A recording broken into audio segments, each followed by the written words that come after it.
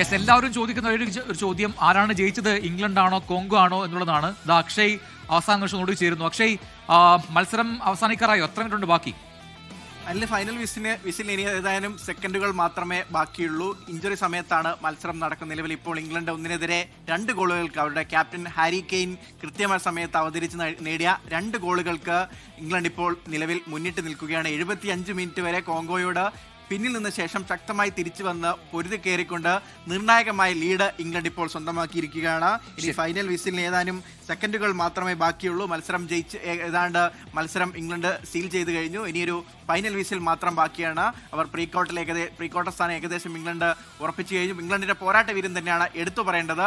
75 minute വരെ പിന്നിട്ട് നിന്ന ശേഷം 10 മിനിറ്റിനുള്ളിൽ 2 ഗോൾ തിരിച്ചടിച്ച്, അതും നിർണായക സമയത്ത് അവരുടെ ക്യാപ്റ്റൻ നേടിയ 2 ഗോളിന് തിരിച്ചടിച്ചുകൊണ്ട് ഇംഗ്ലണ്ട് ലീഡ് നേടിയിരിക്കുകയാണ്. മത്സരം അതിന്റെ അവസാന സെക്കൻഡിൽ എത്തി നിൽക്കുകയാണ് നിലവിൽ. പ്രജിൻ, യെസ്, അത് റിസൾട്ട് വന്നിരിക്കുന്നു, ഒഫീഷ്യൽ അനൗൺസ്മെന്റ് വന്നിരിക്കുന്നു. ഇംഗ്ലണ്ട് ജയിച്ചിരിക്കുന്നു. മത്സരം അങ്ങനെ ഒരു തകർപ്പൻ ജയം, പിന്നിൽ നിന്ന് വന്ന് കയറി ജയിച്ച് 2 ഗോൾ അടിച്ച് ജയിച്ചാണ് ഇപ്പോൾ ഇംഗ്ലണ്ട് അടുത്ത റൗണ്ടിലേക്ക് എത്തിയിരിക്കുന്നത്. 75-ാം മിനിറ്റും 86-ാം മിനിറ്റിലും ഗോൾ അടിച്ചത് അവരുടെ സൂപ്പർ താരം, അവരുടെ ക്യാപ്റ്റൻ ഹാരി കെയ്ൻ.